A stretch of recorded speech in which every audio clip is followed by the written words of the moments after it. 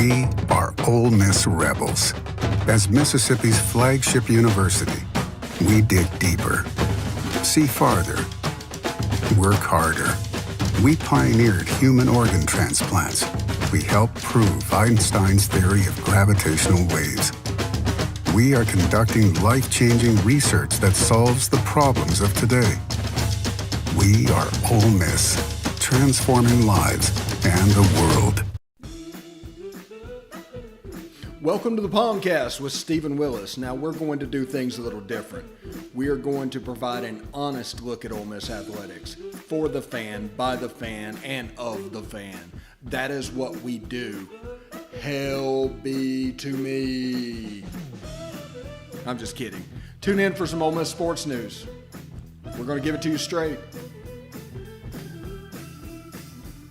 Yeah, right now. The POMcast starts now. It happens now. Holy cow. Listen to me. It's starting. Well, it's going to start right about now. Good morning, good morning, good morning. I hope everybody is doing quite well. I am Stephen Willis. I am the host of the POMcast from the palatial Central Florida studios. I hope everybody is doing quite well. Before we get started today, I do want to tell you about the Vault Society. That's a big push from the Ole Miss Athletics Foundation. It's a 5-year commitment of support, and membership starts at $5,000 a year, and there's a benefit chart on the site. All gifts to Ole Miss between now and June 30th will receive triple points. Red points are non-deductible and go towards priority seating. Blue points are 90% tax deductible and go towards parking and non-home ticketed games. That'd be postseason, bowl games, neutral site. We got a good example of that coming up on Labor Day. If you have any questions about that, go to give2athletics.com. Again, that is give2athletics.com. Do want to tell you, we're going to get into the show in a second. Obviously, today's show is going to be about the Bianco extension. I'm going to try and give a little insight about what happened, have a couple of tweets as visual aids and all that good stuff. And we're going to do what we were originally planned on doing in the second segment. That is the defensive line and why that group excites me. Before we get started with that, you can follow the show on Twitter at the Stephen Willis and at the Rebel Walk. You can follow us on Facebook at facebook.com/POMcast or the Rebel Walk. You can catch us on YouTube at Positively Ole Miss. Hit the bell, subscribe. You'll not only know that we're streaming, you'll know what we're streaming about, and you can determine whether or not it's something you're interested in looking at. And we're on Twitch at Positively Ole Miss, all one word. Let's see. Yeah, audio-wise, podcast-wise. We don't really push the podcast, but we have it basically for you guys. You can catch us on Apple Podcasts, Google Podcasts, Stitcher, SoundCloud, Spotify, iHeartRadio, TuneIn Radio, and Pandora. Basically, we're there. We're on smaller podcatchers, but it's only a 30-minute show. It'd take the whole thing to name it all. So, welcome to the show. All of this drama is over. If you followed the show last week, it kind of went exactly like I said. We're going to give you visual aids probably of what's happened. My 20 years in the media basically tuned my antenna to recognize what is happening. But the important thing to realize is the actual facts of what was happening is Mike Bianco didn't do anything out of the ordinary. He did exit interviews with his team, met with Keith Carter, went on his family vacation, just like he normally does. No red flags going up. People trying to find ways to make their conspiracy theory work, that's fine, but nothing out of the ordinary was happening. And that told me that, okay, everything seems to be fine, because if something out of the ordinary was happening, we would all know about it. There's a couple of things that I heard in the background that was going on that I'm not going to share here, but let me know that this wasn't ever a concern. Now, if you look at this story from the beginning to the end, it started, I guess, with the Guilbeau tweet a week from Saturday or Sunday, sometime in there. So let's bring that up real quick.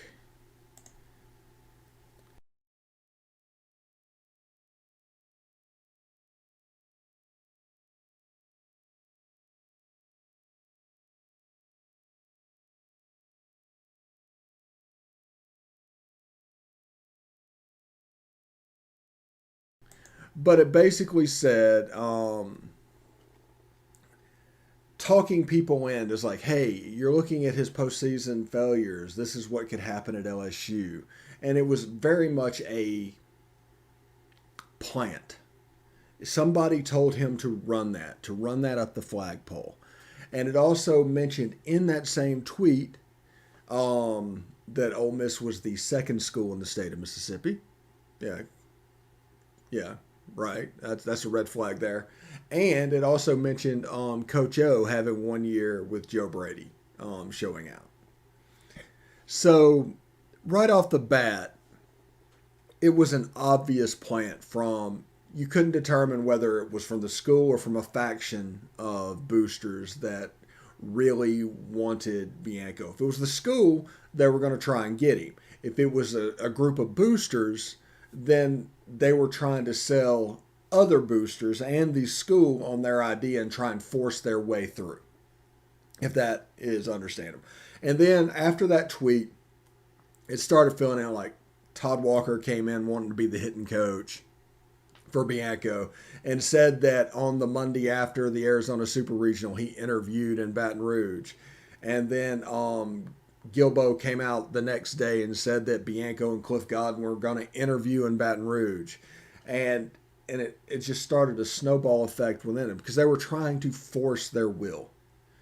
They were using Guilbeau to force their will. And it's not an unusual occurrence for people to use the media. It's an unusual occurrence for it to be this transparent. So they did this all during the course of the week. And then by about Tuesday or Wednesday, people started to realize that no noise was coming out of Oxford. It was all a one-sided thing. And once LSU realized that no noise was coming out of Oxford, and everything, they knew that they could go back to their original plan, which means nothing really happened. Now, I would not be surprised if, out of some kind of respect for Skip Bertman, there was some sort of a conversation that was had. That would not surprise me at all.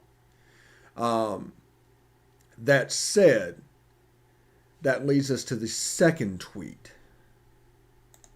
And this is the point where I knew this was over. This is the point where I knew that there was really nothing to see here. And this was the last Guilbeau tweet.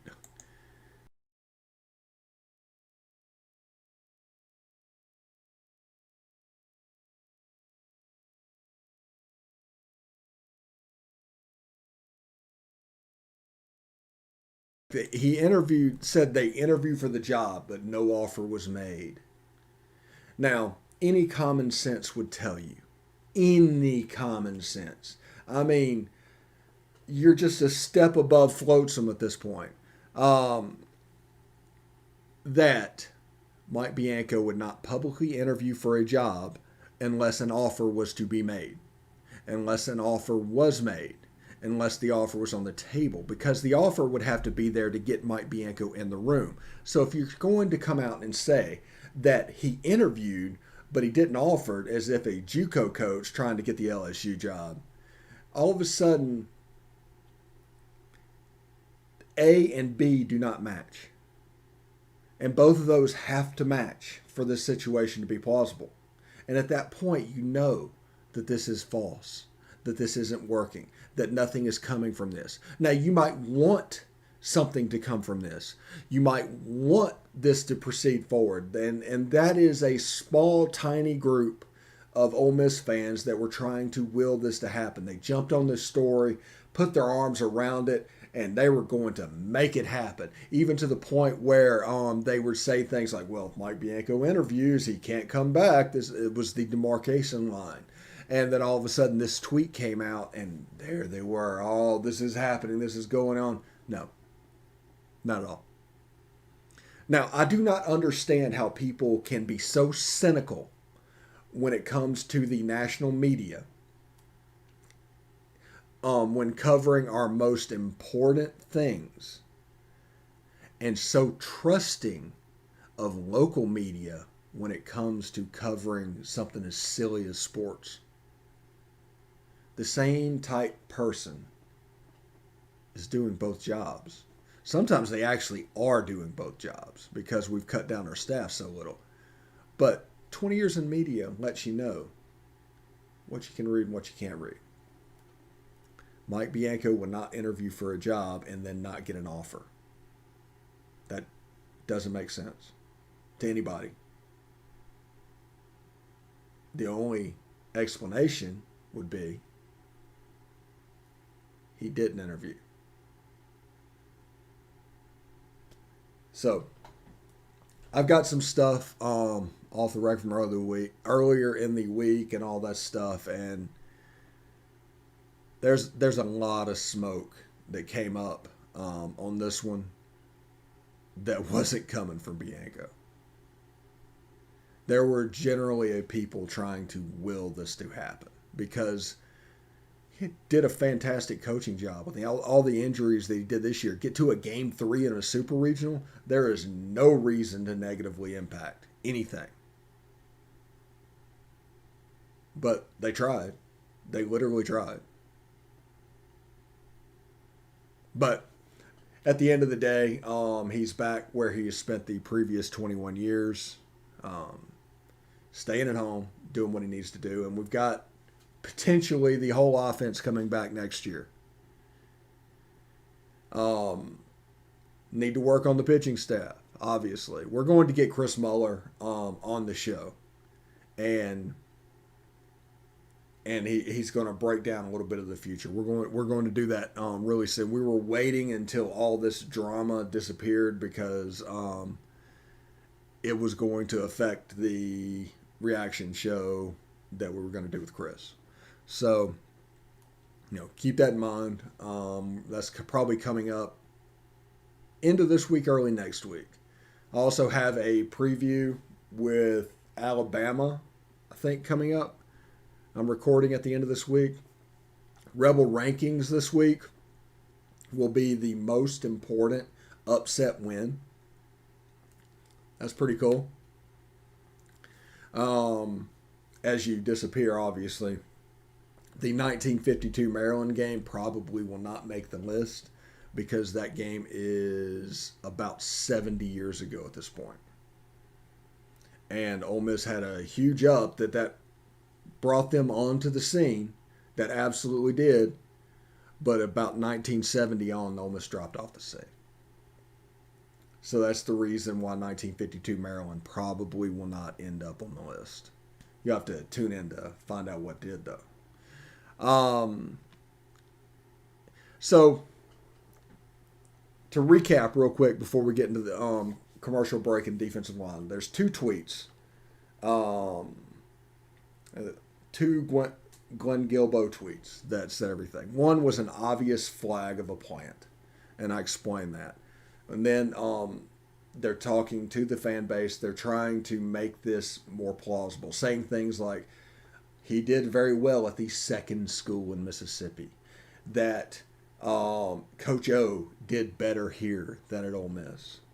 And it was an obvious plant. It was designed to build momentum to hopefully get him to the finish line. And like I said, I don't know which camp was leading it, but some camp was leading it. It wasn't the school. And then the last tweet where he said that Godwin and Bianco interviewed for the job. No offer was given. And we are expanding our search to include College World Series coaches. That tweet right there is a walking contradiction of anything that you claimed for Bianco. So just understand that they just don't jive. And a general rule is, honestly, when it comes to anything like a coaching search or things like that, do not give credibility to a French-sounding name in Louisiana. They're going to be LSU homers. 9 times out of 10, they're going to be LSU homers. And they're going to say things like the second school in Mississippi. Now, like Ron Higgins is also a homer. His dad, I think, was the SID down there. He grew up with LSU. He's down there at maybe, not Tiger Bait, that's Mike Scarborough. I can't remember his name, but he's running one of the fan sites down there now. So just be careful with what they're doing. We need to, when somebody breaks a story, the first question we need to ask is, okay, who's benefiting from this? How are they benefiting through?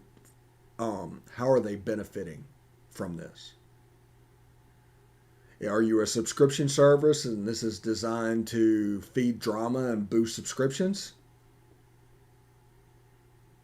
Are you a newspaper trying to get people to subscribe to your product? Because all of this motivation matters now that everybody can do a media related thing. You have your choice now. You can absolutely follow Ole Miss however you want to. You can be cynical and negative and do all this, or you can come over here and be positive and look at the program and do all the stuff that we're doing, or the stuff at the Rebel Walks doing real positive stuff, doing good. The Ole Miss Spirit's doing real positive stuff. I mean, that stuff, you can have Ole Miss however you want it, however you choose to have it. We had a video the middle part of last week about this subject that got, it may be over 3,000 views on all platforms at this point. Video. I mean, that last month we had nearly twice the amount of views of the second place, let's say competitor. I mean, it's not really a competition at this point, but we'll just say that. This video got 1/10 of those. Think of all the videos we do. I mean, this month is going to be a fairly monster month. Now, next month is going to slow down because there's not a lot going on. But understand that if I'm not making money on it, I'm not getting paid on clicks, I'm not getting paid. None of that is making money. I'm doing this out of the good of basically the Ole Miss fan base to provide you an unvarnished view of what's going on. If I am following views like that, even though I'm not getting paid for it, how are the subscriber services following? How are they picking their stories? How are they choosing to cover Ole Miss sports? These are all relatively important questions that you need to ask. You get to choose how you want to consume Ole Miss sports. That's fine. Now, you can do whatever you want to do. But understand that how it is covered will be determined on a benefit to them. Understand that. All right, we're going to take a short break. When we come back, we will talk about defensive line finally, and we can move on to football season. Till then, stick around.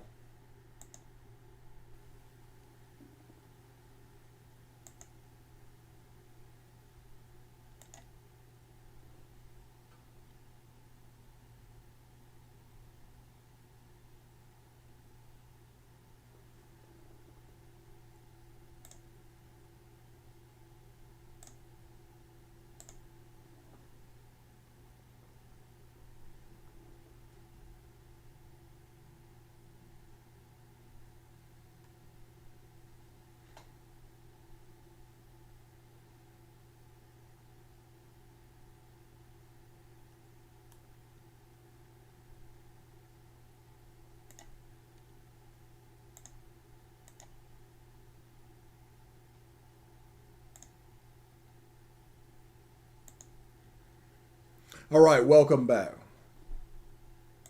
Welcome back very much. We are going to talk about the defensive line. I'm a little bit excited by this group. I know there's a lot of angst with the defensive side of the ball with Ole Miss football, but the back end of the defense seems to be pretty set. They look like pieces are where they need to be. They really benefit from spring practice. Jacob Springer now eligible. Otis Reese now eligible. The games that they can play with them on opposite side of the field is going to really benefit us. That's 5 defenders, so that's half the defense right there. The next 3, and actually we'll say 4 because we'll put Sam Williams in that list as well. Sam Williams allows for games to be played with Jacob Springer and Otis Reese. Both of those guys are extremely physical guys. Both those guys are at the line of scrimmage guys or blitzing guys. They really fit the category of a star more than just a random safety. So you might have a strong safety and a star that really wants to play towards the line of scrimmage. And that's good with the number of hybrids that have to happen in today's spread offense. The things that you can do now that you couldn't do a few years ago. Now you need guys that can move out there on the corner but also can play linebacker and be extremely physical. Now, that helps us out there. But up front is... It's kind of I don't want to really say exciting thing about the defense, but I'm pretty excited about the defensive line. Now, I'm not saying they're going to be anything like earth-breaking this year, but it's the start. Let's say that we have a 4-man defensive line because the offensive lines are going to count for Sam Williams every play. Whether or not we send him, that's on us, but they're going to have to account to him. So let's say it's a 4-man front. Now, Isaiah Aiton, Jamon Gordon, and Tywan Malone coming in. And I'm really excited about Tywan Malone. I expect him to flash this year and really begin to make a name for himself to where he can displace one of those JUCOs next year. That's what I am expecting from Tywan Malone. And the same thing with Talik Robbins.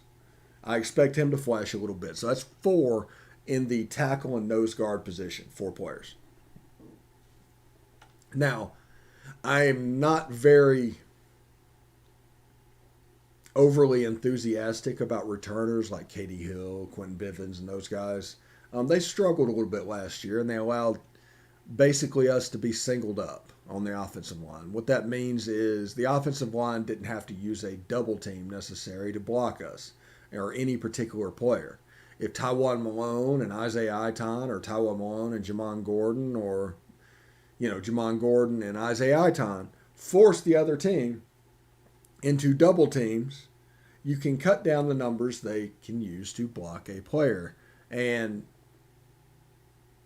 cut down the amount of time that a quarterback has. Like at LSU, the big problem we had in the LSU game with what was going on was the lack of pressure.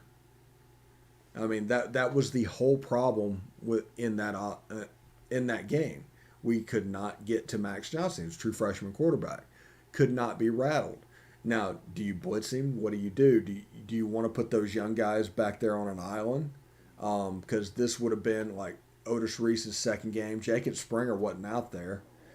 AJ Finley playing free safety. There were some problems, especially believe it or not, when it came to the run game with the back 5. But if we can force an offensive line to do a double team or two, let's say 2 double teams are forced. The 2 inside guys have to be doubled.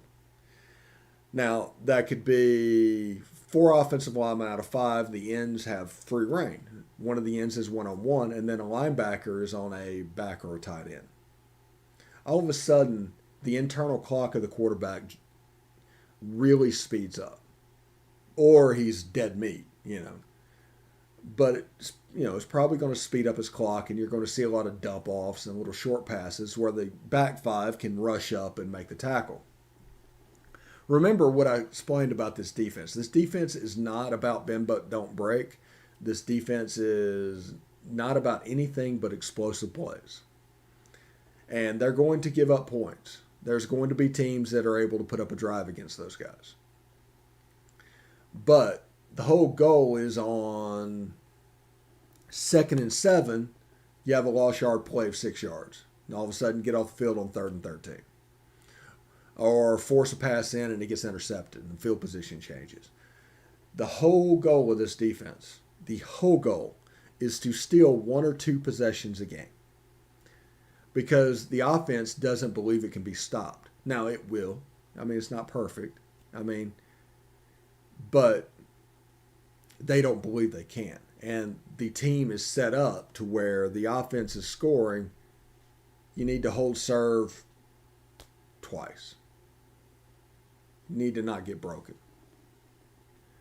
And you do that, you win a game 45-31 and go about your business. That's the way this team is set up. And that gap between 45-13 will expand over time, by the way. Because as we get better players in positionally on defense, once that gets into the 20s, especially the low 20s, you're looking at basically the equivalent of what would be an elite defense with this offense. Don't expect this team to give up 9 points a game. Do not expect this team to give up 16 points a game. Elite for this defense and this style would be 22 to 24 points a game. Period. With this offense, as high octane as we go. Because the defense, they have to deal with all kinds of play volume. As fast as we go, you really need a 22-man roster on the defensive side of the ball. You need a 1 and 2 deep, all built out. And they're trying to build that right now. But in the meantime, they're going to get tired. Things are going to happen.